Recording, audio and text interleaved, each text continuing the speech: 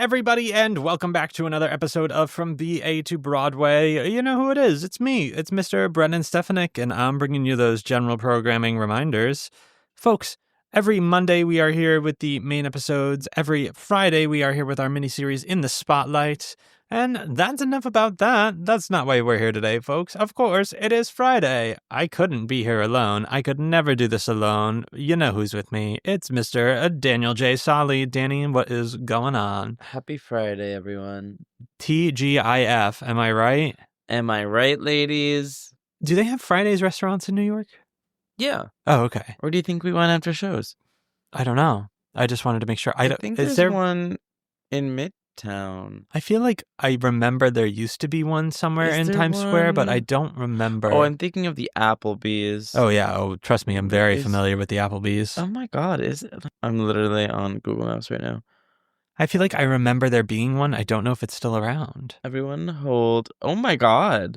There's a lot of locations that just say permanently closed. I don't think there's one in the city. Okay. There you go. That's crazy. Look at how many locations there are, and every single one is permanently closed. That's crazy. And Chili's is no longer in the city as well. I don't think I've ever been to a Chili's. It's okay. It's overrated. I don't like it. We have Fridays on Long Island, though. Gotcha. Heard. Or they have Fridays on Long Island. I'm pretty sure you've said that you're from there a million times. Not that I have anything to do with Long Island.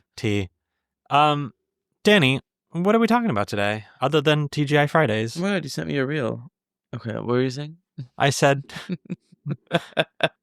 Danny, what are we talking about today? Today is an exciting day. I'm so excited. We are doing our first Rodgers and Hammerstein, their first Rodgers and Hammerstein, wow. The first integrated book musical, Oklahoma. Wow. When it is performed by gay people, Oklahoma. Why? Why are you like this? You couldn't weasel that way in more organically. You had to just bring it right out immediately. I had a plan, Is but it in the notes? I got too excited. Okay. I just had to say it at the start. Great. Oklahoma. I can tell you the origins of the nickname later. Okay. Oklahoma. It's a state. It is. And if I had to guess, I'm going to guess like south, like Midwest, but towards the south side of it. Where Oklahoma is? Yeah. Is that correct? Do we know? I think it's correct. I know it's like... It's either that or it's like completely north. It's west of Chef Mimel. What is that? You never learned about Chef Mimel? No. Well, first of all, yes, it is south. It's like right above Texas. Oh, okay, great. Oh, yeah. No, I knew that. You don't know Chef Mimel? No. So... if you look right here, everyone listen, this is a great education you're getting. Yes. Minnesota, Iowa, Missouri, Arkansas, and Louisiana, they kind of form the shape of a little chef. If you see, do you see? That's his hat. That's his face with his nose. Okay. His body. Oh. And so in school, when we were learning geography, I really thought this was like a national standard thing. Never heard of the chef and you know, his work. Back in the day, I don't know if kids learn geography now, but we used to get like blank maps and we had to fill them in with the states. Of and course. A mnemonic device that we learned was Chef Mimel. Wow. To always remember Minnesota, Iowa, Missouri, Arkansas, Louisiana. Love it. So Oklahoma is right next to Chef Mimel. There we go. There you go, folks. Thanks for tuning in. Yes. See you next week. So until next week. So Oklahoma the musical, Oklahoma exclamation point, that's what differentiates it from the state. Obviously, I said it before, the first collaboration between the duo Rodgers and Hammerstein, and the musical is based on Lynn Riggs' 1931 play, Green Grow the Lilacs. Wow. So Oklahoma takes place in farm country outside the town of Claremore, which is Indian Territory, in 1906. It tells the story of Did you just say Indian Territory? That's like what it was called back then. Oh, okay. I think that's like what geographically what they called that Okay, understood. land. At least according to Wikipedia. That's what they call it. Understood. You thought I took it upon myself to say that? Yeah. Grace.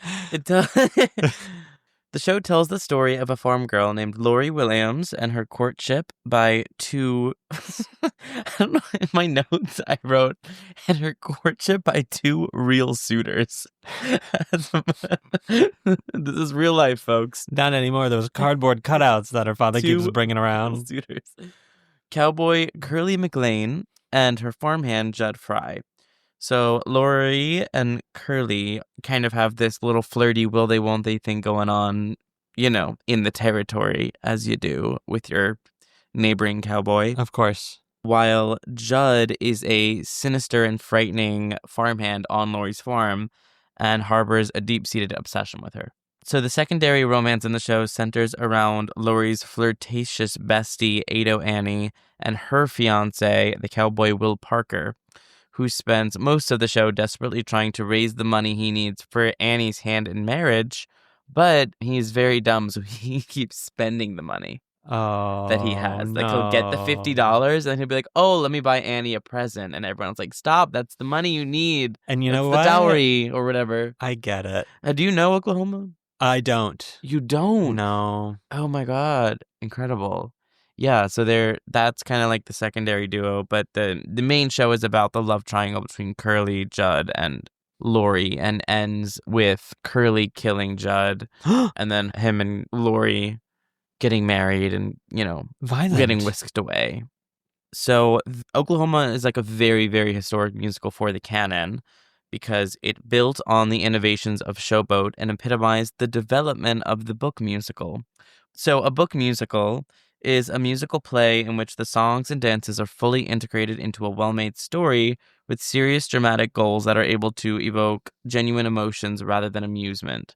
And so Showboat is often considered to be the first ever book musical in the musical theater canon, like the first American musical. Understood. Because prior to that, musicals were not integrated. Like a lot of times they were using jazz standards or radio hits of the time and kind of adding them into a show. And so you would have a scene in a musical, it would get to a certain point, and then the song would start and there would be a pause in the momentum of the storytelling, as opposed to what we know as a musical today, where it's like scene, scene, scene, scene, scene. They start singing the song, which also progresses and adds layers and depths and story moves along. Heard. And then, we get to the end of the song and then we start the next scene and there has been forward progress the whole time. Gotcha.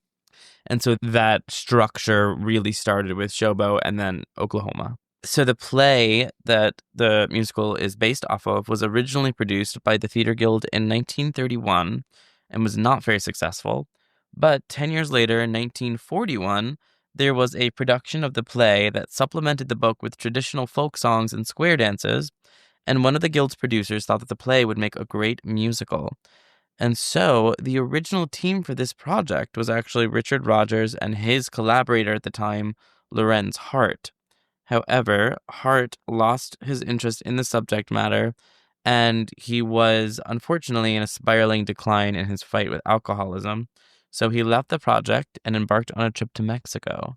So it was then that Rodgers, who felt really passionate about the project, approached lyricist Oscar Hammerstein II to write the book and lyrics. Heard. The rest is history. Yeah. And so this was kind of their first foray into working together as a duo.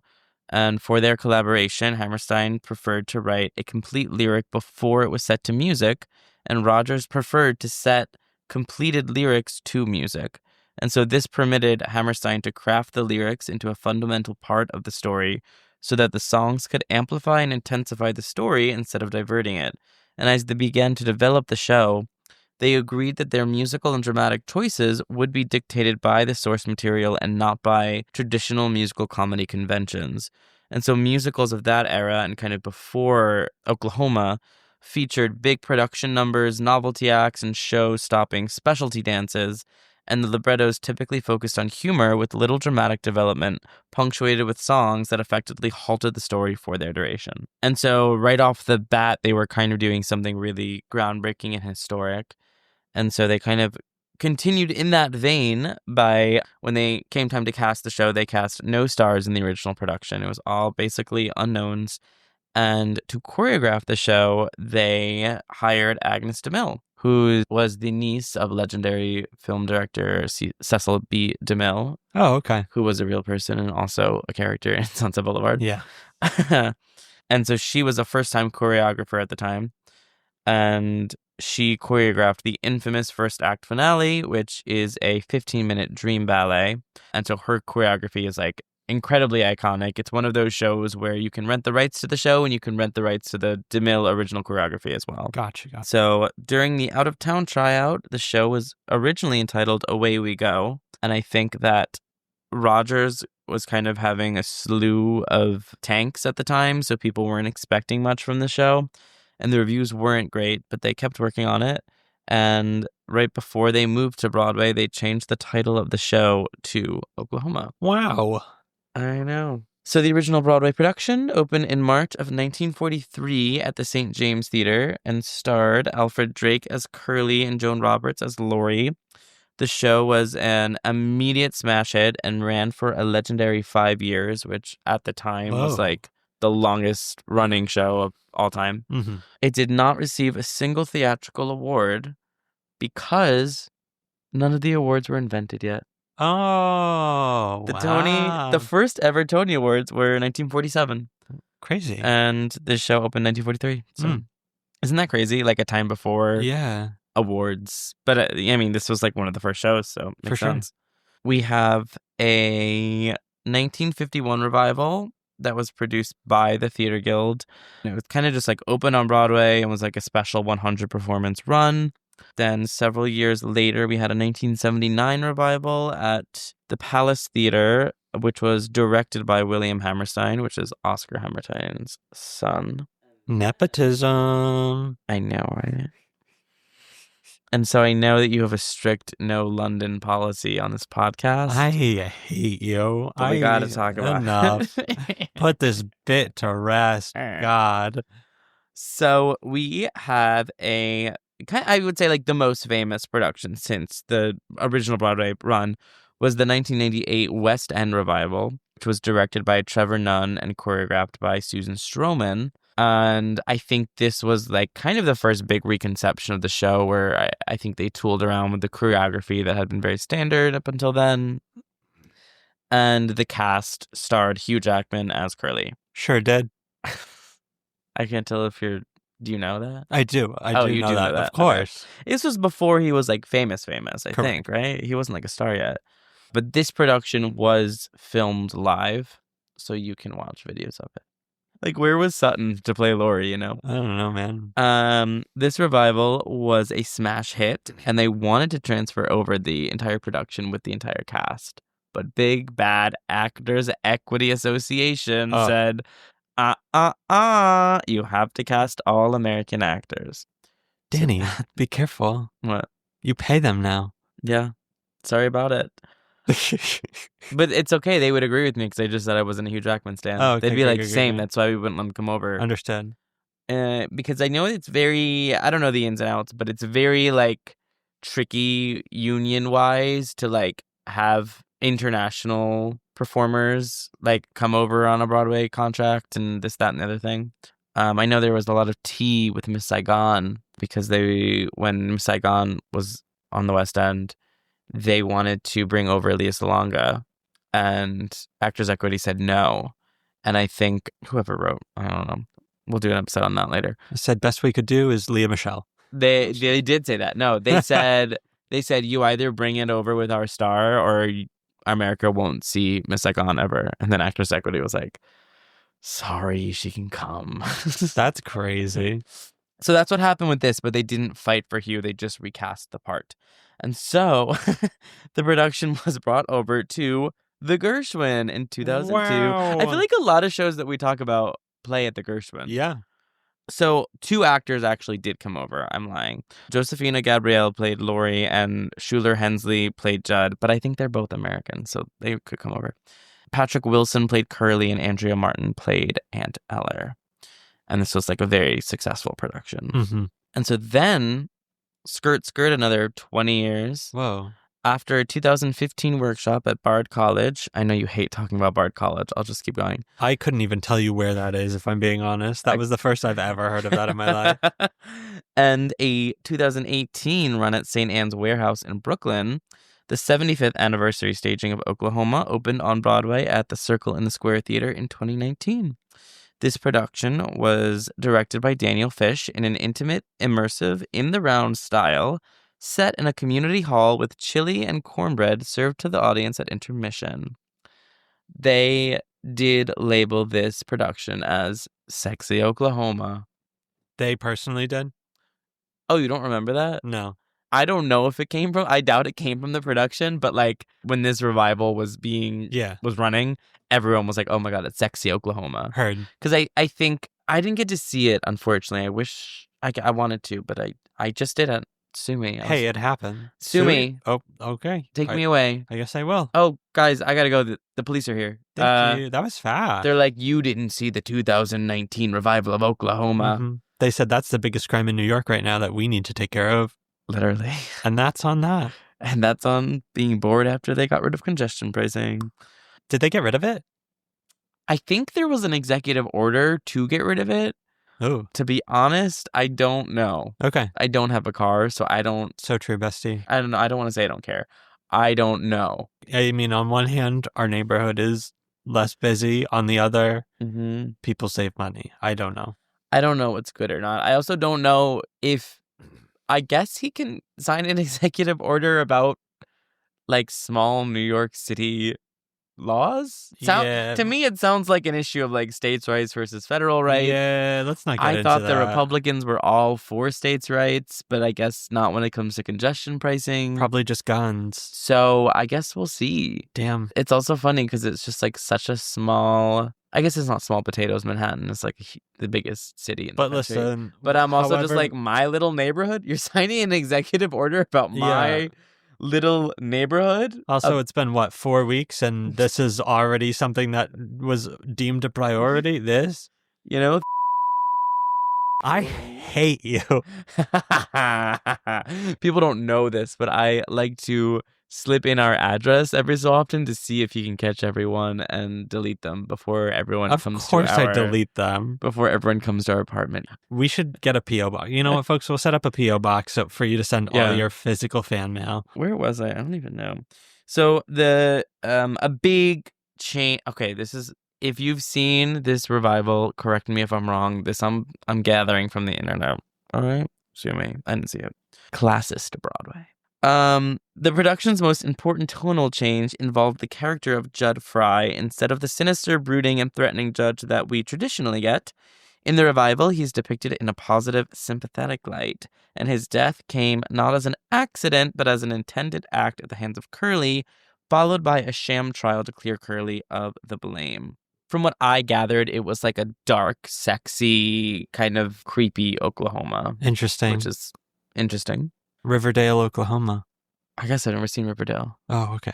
This cast featured Rebecca Naomi Jones as Lori, Damon Duno as Curly, Ali Stroker as Ado Annie, and Mary Testa as Ann Eller.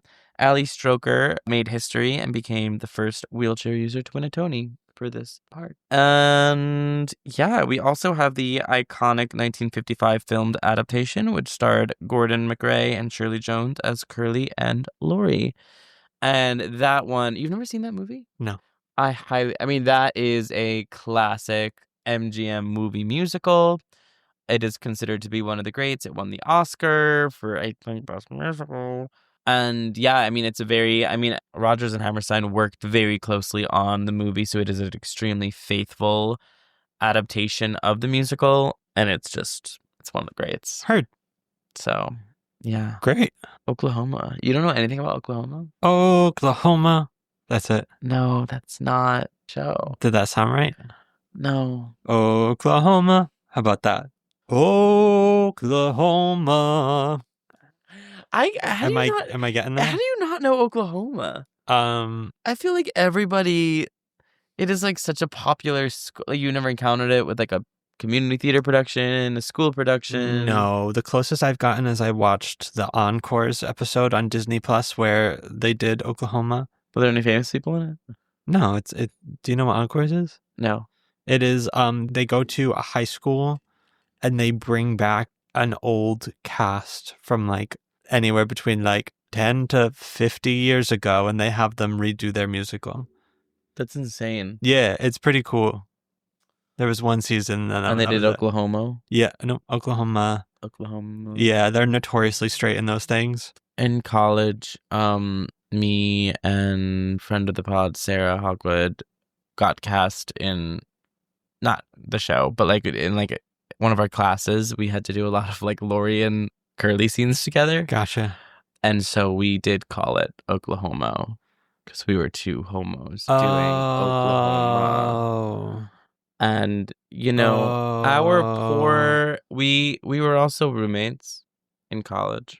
And when I tell you, oh my God, they were roommates. It just became a bit like we'd be like meet in the common room, rehearse Oklahoma, and our poor other roommates just never got a moment of peace all year because it became a bit, and we also did have to rehearse for class, but then we just casual conversation, we would just start doing the lines of Oklahoma.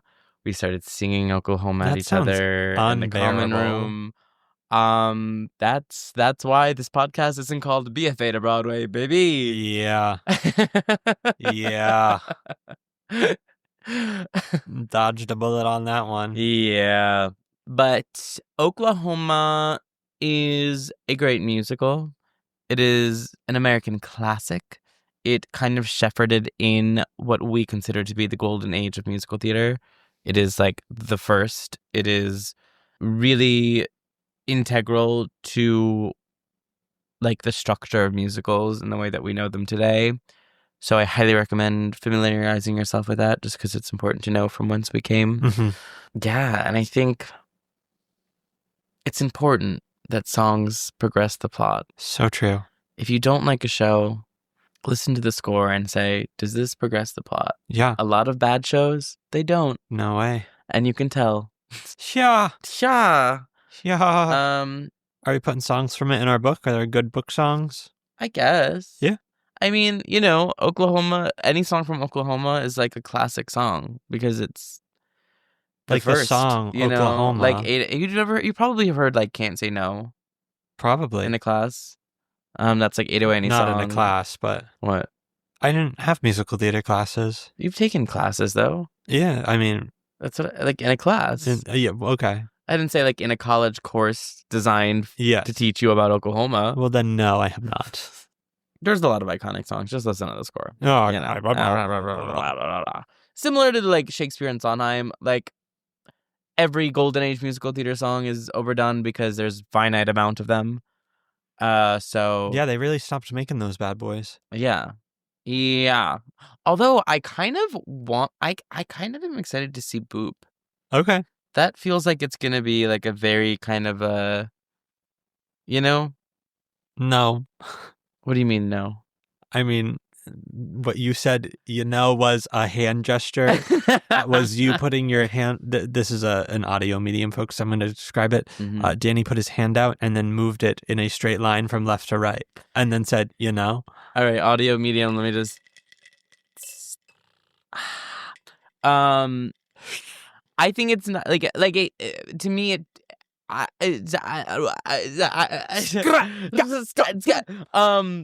it doesn't feel like it's gonna be like a contemporary musical. It feels like it's gonna be more of like a classic Golden Age musical. Yeah, that's what I mean. As opposed to like, I don't want to say Redwood, but Redwood, which I did see. Understood.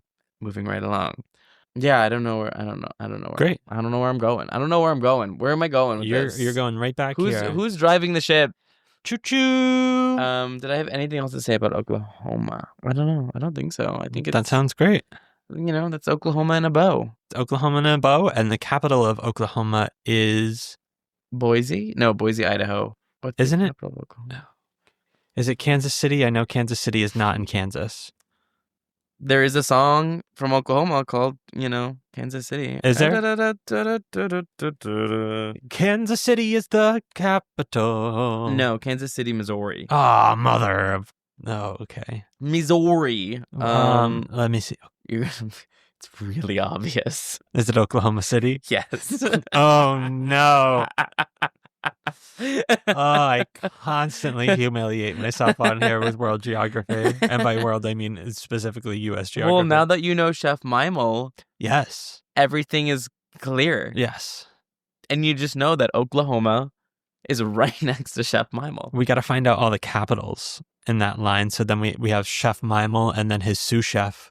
I used to know. I used to be good at geography. I used to know like all the states and capitals. I could probably get most of the states. I could name them all. I couldn't place them all on a map. We should play a game where we have to print out maps and write all the states. And there we go. That's bonus content, folks. Check it out in the bonus content. Us sitting at our kitchen table, like crying. Yeah. What is it? Is that episode of Friends, right? Where they're all doing that. Oh my God. Thanksgiving, Yeah. and Ross like can't do it. Mm-hmm. And he's like, I'm not allowed to eat until I do them all.